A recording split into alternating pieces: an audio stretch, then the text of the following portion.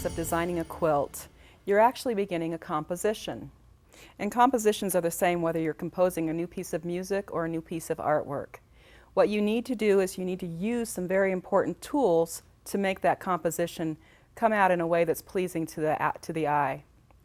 One of the most easy ways is to use what's called the golden mean rectangle to set up your design field. And your design field is basically the size of your finished piece. The golden mean rectangle is simply a rectangle that has the long side 1.618 times larger or longer than the short side. And that's pretty easy to figure out. If you have a 10-inch short side, you'd have about a 16-inch long side. So it's always a rectangle. Rectangles are very pleasing to the eye, and humans like to look at them. So here with this composition, I started with a square. And here we have half square triangles that are put together into a larger square that actually, when the way they're pieced, has a square inside a square inside a square and so on. When I was done, I knew that I wanted to elongate it. So I added the sections that I could put the applique in, and that formed a rectangle. I also wanted to repeat some of the elements that were already present. So I added squares in this inner border to repeat the squares that were here. And then I added an outer border and repeated the leaves in the outer border quilting that are also present in the applique.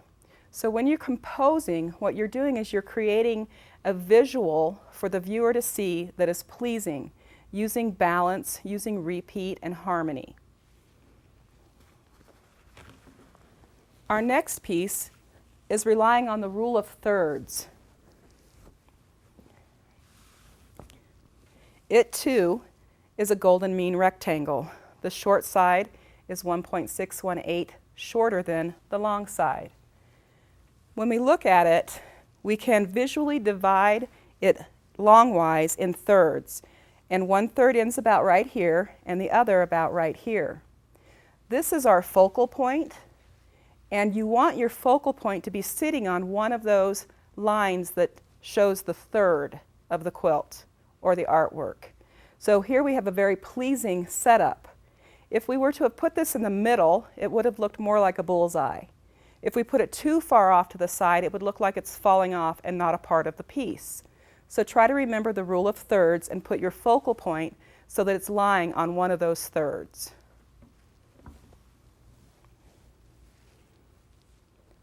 Our next piece has asymmetrical balance. It too is a golden mean rectangle. The balance is asymmetrical because it has a heavier focal point in one area. It is balanced, however, with a lighter focal point in another area, and those are balancing on the diagonal. We've done a lot of repeat here. We've added a very shiny fabric to repeat the shiny paint. We also have this wonderful L that is supporting the lower portion and a smaller L that's supporting the upper portion. We're repeating the shapes. We have flowers and flowers, small flowers, cherries, cherries, and leaves repeated also. And we're working in odd numbers rather than even numbers because odd numbers are more pleasing to the eye. Here we have a cluster of 3 flowers and here just 1.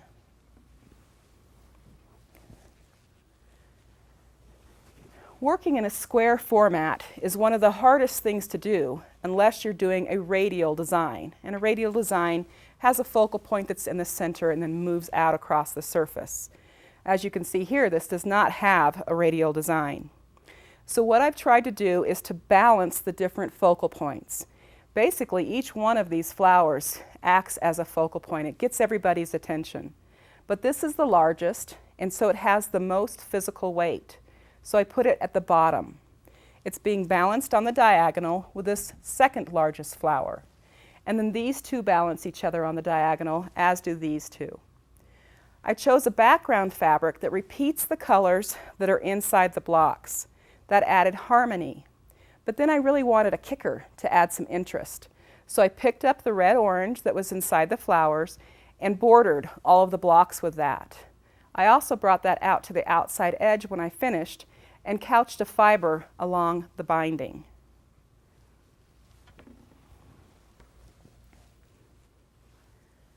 This quilt is also almost a square.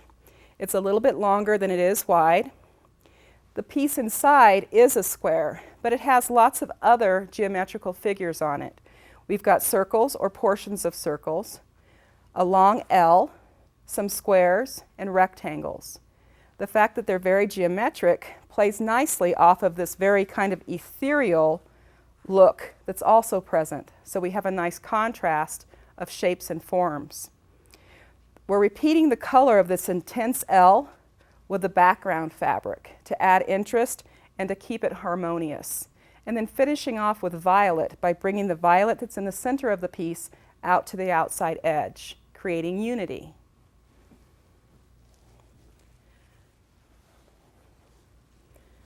This piece is a rectangle, but it's not a golden mean rectangle. It does have one golden mean rectangle on it, however. We're also using the L for balance, so it has this weight here that is balanced off by these three shapes on the opposite side. It's just got two colors in it, red, violet, and yellow, green. They're direct complements, and so they add a lot of contrast. These shapes aren't very interesting. I wasn't putting them there for interest. I was putting them there to repeat the color. I wanted this flower up here in the corner to really get shown off. So I wanted to make sure I spread that red-violet around. The fact that this flower is so easy to see helps you see all the rest of the flowers in the quilting. And for me, that's what this piece was all about. Now our last piece uses another term, and this term is Fibonacci sequencing. Here we have stars of all different sizes, but we're repeating a growth pattern. Fibonacci sequencing is a growth pattern. It's present in the human body, and it's present in architecture. It is a growth pattern that grows by addition. If you start with the number 1 and add 1 and 1 together, you get 2. And if you add 1 and 2 together, you get 3. And add 2 and 3, you get 5. And 3 and 5, you get 8. And 5 and 8, you get 13, and so on. So here what I've done is I've used that mathematical equation in the sizes of my stars. So I have stars that are growing. This is a 2-inch star, a 3-inch star, a 5-inch star, and an 8-inch star. What happens when you use this mathematical equation is that there's a nice smooth melody or rhythm in the growth of the shapes or forms that you're using. I hope that you take this information the next time that you're considering creating your own unique piece of artwork or quilt, and that you can remember it and use it so that you can make something that's very harmonious and pleasing to the eye.